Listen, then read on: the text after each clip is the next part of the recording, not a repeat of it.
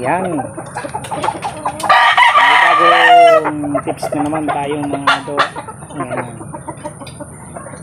At kung bago ka pa lang sa ating YouTube channel, naway huwag kalimutan na mag-like, comment, and pa-click na din ang notification bell para ikaw updated sa ating mga bagong ina-upload. Yan. Another mga idol, great morning. Panibagong tips na naman tayo. Kung nakaraang vlogs natin ay kung paano pumili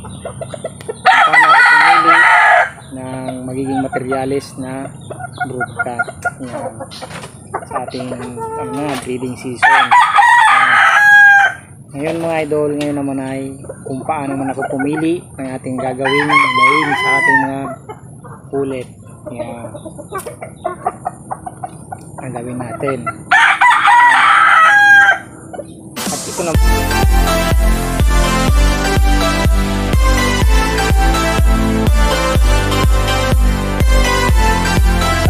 At ito na mga idol ang aking napili.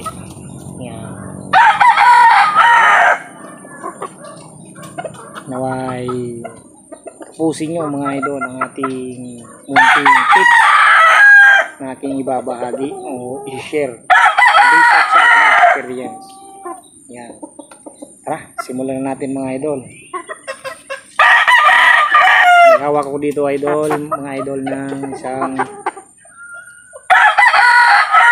ulit. Ito ang napili kong gagawin nating materialis pagdating ng tamang edad niya. Kaya idol, kung bakit tayo pumipili ng pinipilian natin, bakit natin mga idol pinipilian natin ang ating materialis?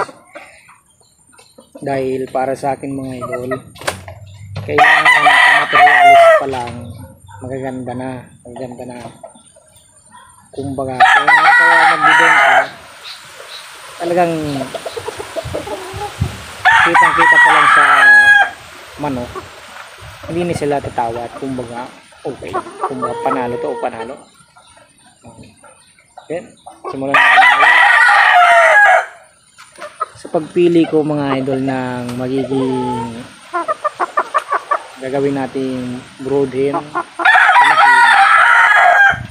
ay dapat makuha nila yung ganda ng katawan ng nanay, kasi magmi-mix sila kasi mataas ang percentage ng babae kasi sa lalaki. Yun ang aking basic experience mga idol. Yan. Dapat maganda din mga idol. Una pala mga idol ay kung mataas ang percentage of winning rate. Yan ang pinaka-importante mga idol. Kahit pangit yan, basta nanalo ang mga lahi, talagang may laban tayo. Yan. Dapat maganda ang katawan, hubog ng katawan. Yan, ganyan. Magandang hubog ng katawan, malaki dito at maliit dito. Kasi sa karamihan mga idol, sa mga babae, malalapadang dito. Ayaw natin ng mga ganun mga idol kasi sa piitan o ikutan, talo tayo doon. Yan. Ito mga idol ay isang golden boy sweater. Yan. Golden boy sweater. Magandang percentage ng winning rate. Magandang tindig. Malilitang paa. Alam naman natin kung malilitang paa talagang malalakas at mabilis na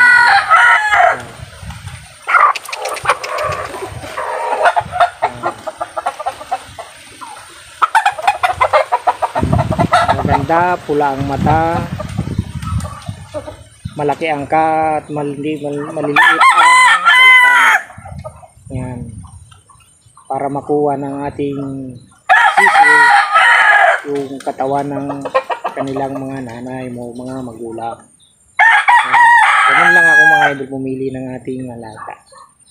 Percentage, winning rate, ang ganda ng nanay at matatangka dapat. Haba.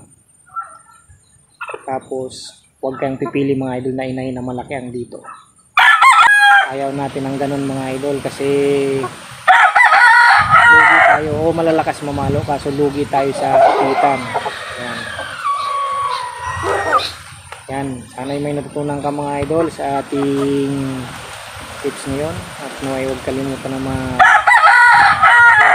na mag-like, comment and share. Yan. Hanggang dito na lang. Paalam at lahat.